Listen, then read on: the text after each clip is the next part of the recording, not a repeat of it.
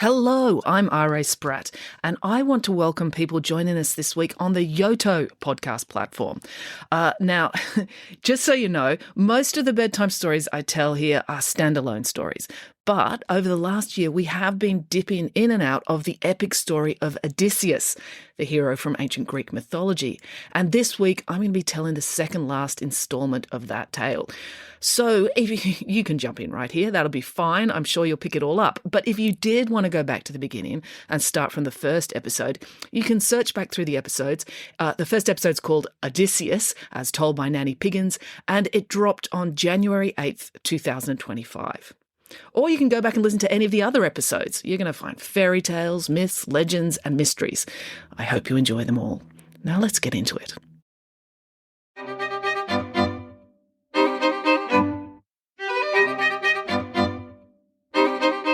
Hello and welcome to Bedtime Stories with me, R.A. Spratt. Okay, well, I hope you're having a great week. It's absolutely gorgeous here in Bowral. Beautiful autumn weather. We're very lucky, lots of places in Australia you don't really get a sense of the seasons passing, at least not the 4 seasons like people get in a lot of places in Europe and America. But we do get them all here. We get the beautiful autumn colours, particularly in my own garden. I get, all the leaves changing colour.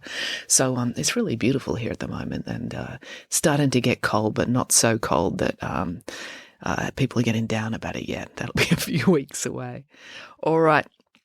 So in terms of what I'm doing creatively, I'm struggling to get Romeo v. Juliet done. It's due next week, but I've got to go up to Sydney to record an audiobook next week. So it's getting a bit hectic, but it looks like it's going to be done on time. So that's pretty exciting because that's going to be a November release this year, 2025. So, yeah, hopefully they love it. I love doing those Shakespeare books. It's really interesting for me. What else is happening? Yeah, Friday Barnes 13 is coming out in a month. So people are starting to get excited about that. The big book launch is happening in Melbourne. There's still some tickets left if you want to come along. Check out the details on my website. And I think that's about it. Oh, one other thing I did want to say. I got my royalty statement. When you're an author, you get royalty statements every 6 months, which is like it's literally like a 60-page document, and it goes through, because I've written so many books, so there's like a page for every book. There's 3 pages, because for every book you get a page for the paperback, a page for the ebook, and a page for the audiobook. But anyway, having tallied up all my book sales for the last 6 months, the audiobooks are doing incredibly well. So I think a lot of that comes down to you people, the podcast fans out there. So thank you so much for supporting the audiobooks. It's a huge help for helping me keep kicking the can down the road with all the things I do. So thank you. All right, well, that's enough of that. Let's get into today's episode. I didn't know what to do this week. Like I had fun doing the Noah's Ark last week. And I was thinking, maybe I'll just jump back into doing more Odysseus. But then I wasn't sure. So I went to my daughter, and, she's busy doing the HSC at the moment, studying really hard. And I thought, I'll ask her what she thinks. And I said, what story should I do on the podcast this week? And she said, well, I told you before what you should do. And I'm like, okay, I'm sorry, I forgot. What did you tell me? And she's like, I told you should do Aranche and Athena. And I was like, oh, yeah, what was that about again? And she reminded me what the story's about. I'm like, oh, yeah, I couldn't believe I hadn't done it. It's such a good story. So that is the one we're going to do today. I have heeded my daughter's advice. I'm not sure what I'm going to do next week. So I'll be up in Sydney. So maybe I'll have to read a chapter from one of the books. I'll sort that out. But anyway, today we're going back to Greek mythology. So let's get into it. Here we go. Let's start. Here is the story of Aranche versus Athena, as told by Nanny Piggins. Ah! Screamed Samantha. Nanny Piggins, come quickly! Nanny Piggins never dilly-dallied when the green children needed her. In less than 3 seconds, she'd kicked in Samantha's bedroom door. The door hadn't been locked, but Nanny Piggins enjoyed any excuse to kick in a door.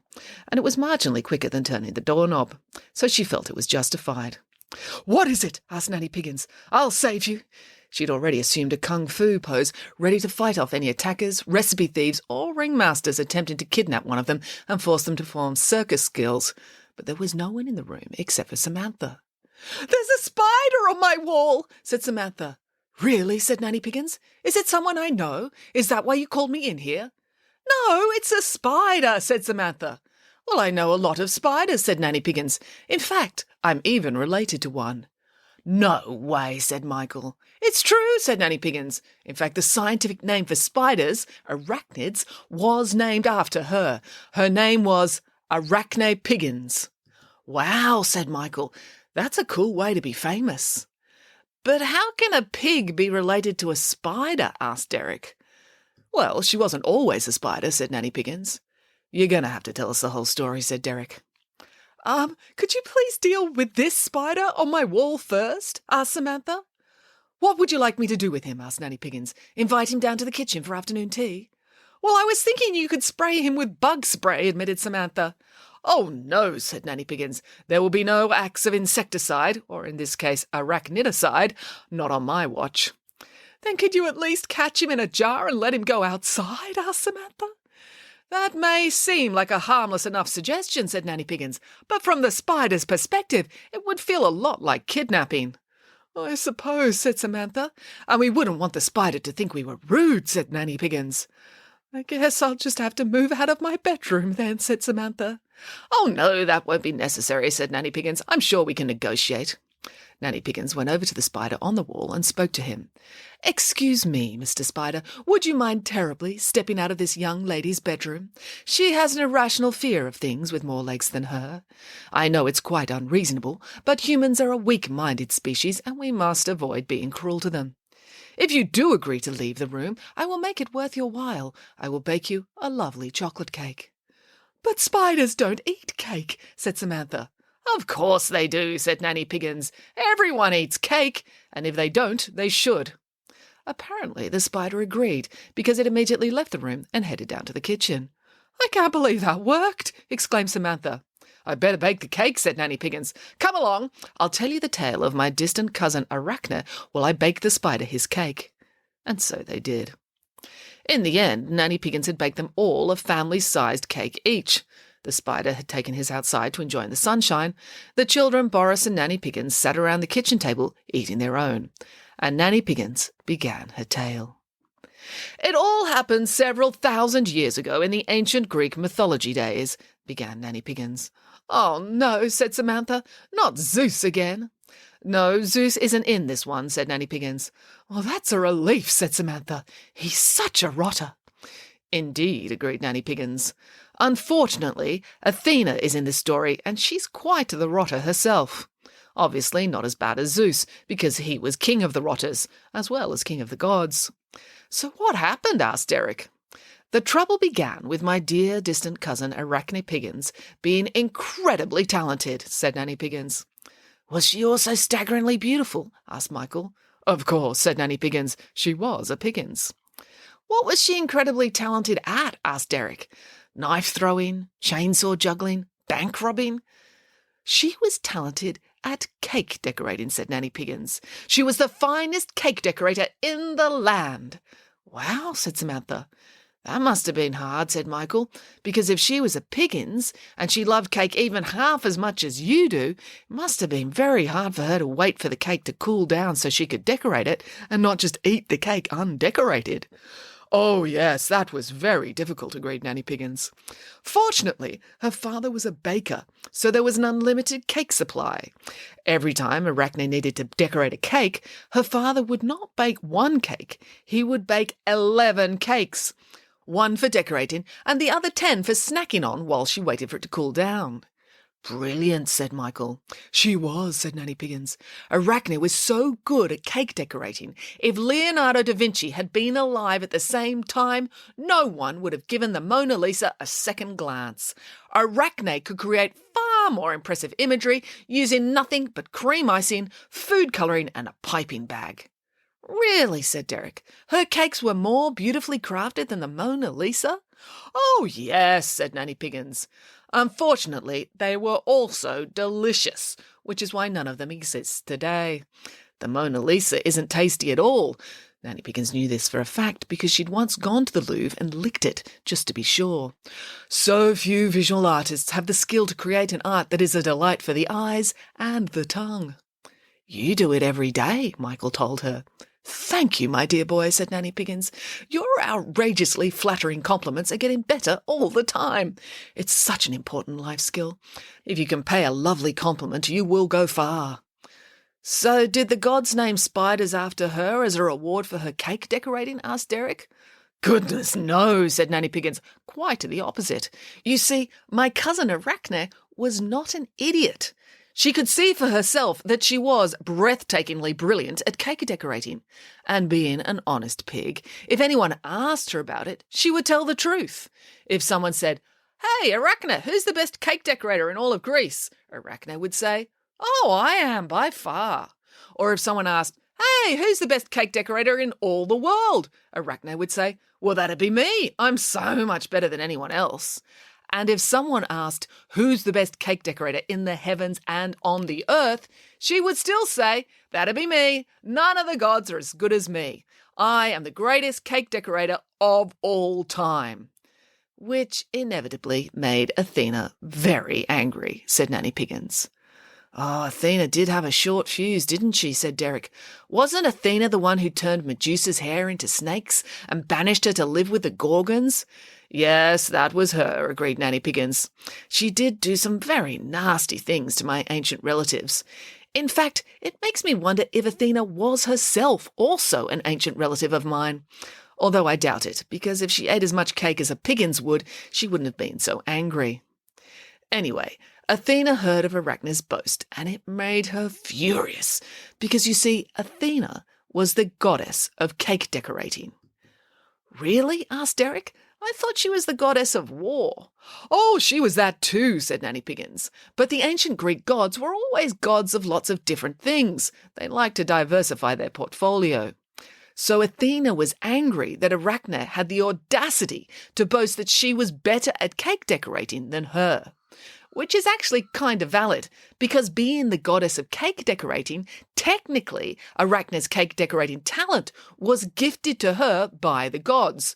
So from Athena's point of view, she should get the credit for Arachne's talent. Oh, that's pretty egotistical, said Samantha. Yes, well, the gods were egotistical, weren't they, said Nanny Piggins. So Athena stormed down to earth to sort it all out. Now, being a goddess, Athena was, of course, staggeringly beautiful herself, and she glowed. So it would have given the game away if she turned up at the bakery looking like that. So Athena disguised herself as an old lady. Oh, people always underestimate old ladies, said Michael. Which is why old ladies get away with so much shoplifting, agreed Nanny Piggins. Do they? Asked Samantha. Nobody knows, said Nanny Piggins, because no one ever catches them at it. They're just that good.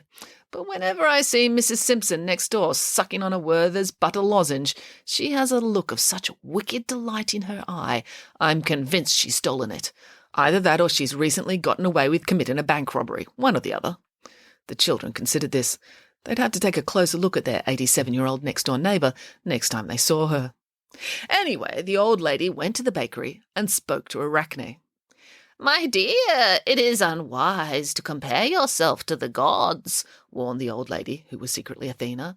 You should apologize and beg Athena's forgiveness. I'm not going to apologise for saying something that's true, said Arachne. I am better at cake decorating than Athena, much better at it.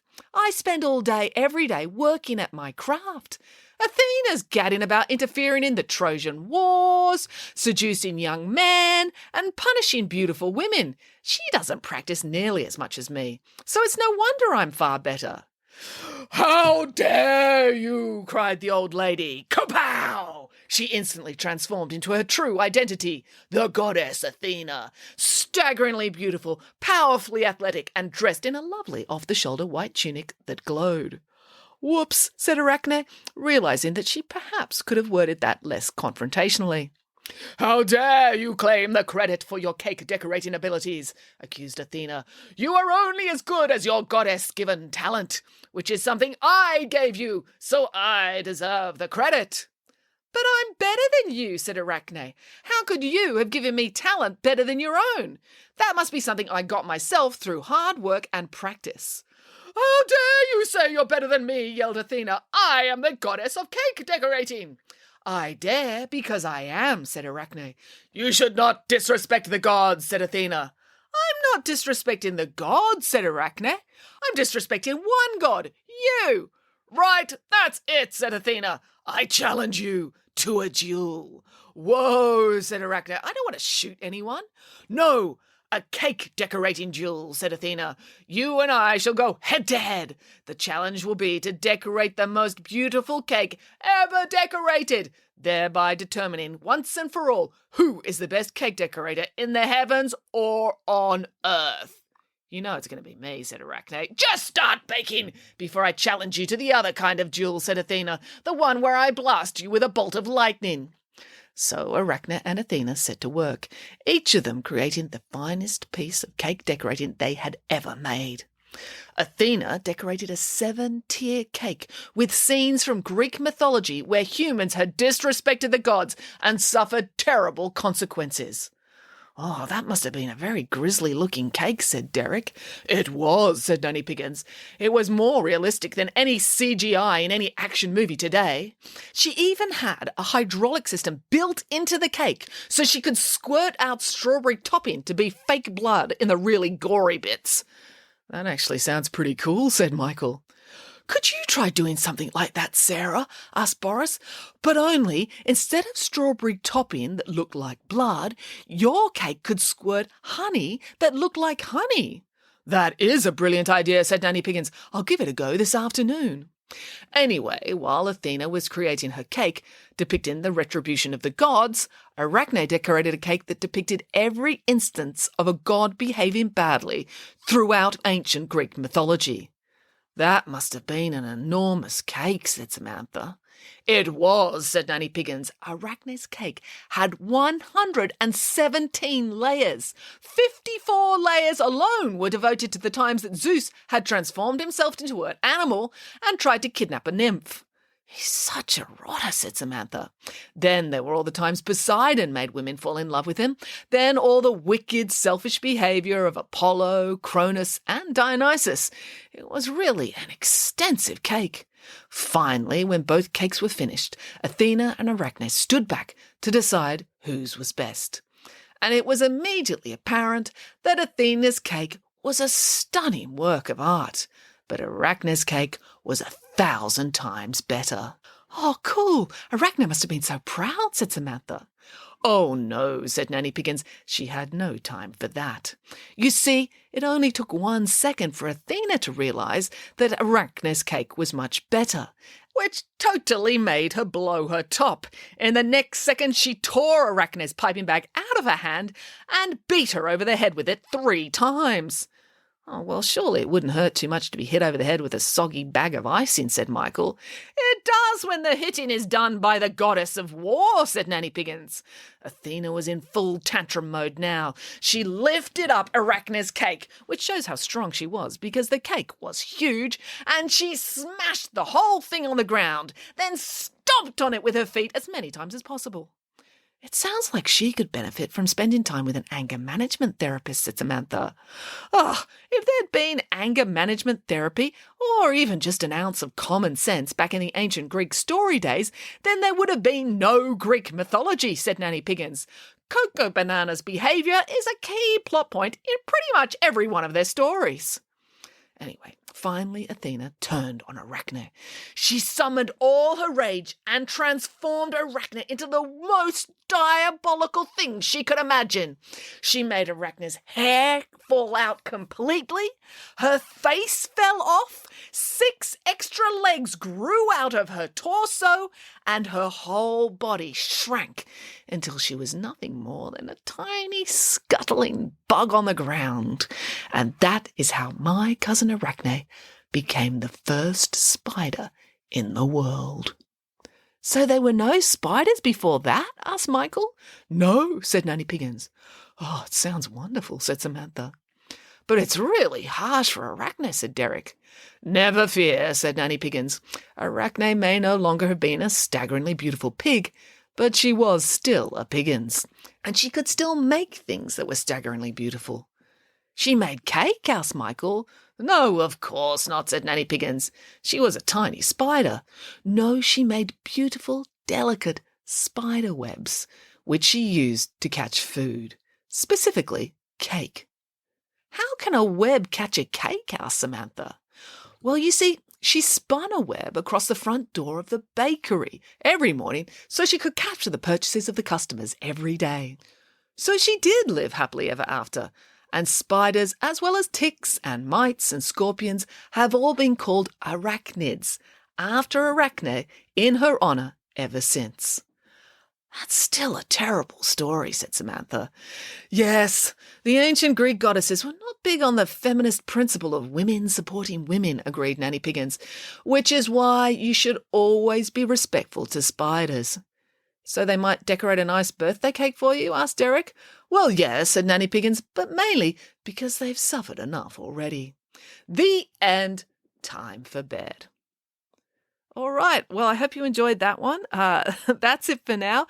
Not sure what I'm doing next week, but there will be a story. Maybe it'll be a reading from one of my books. Anyway, that's it for now. Until next time, goodbye.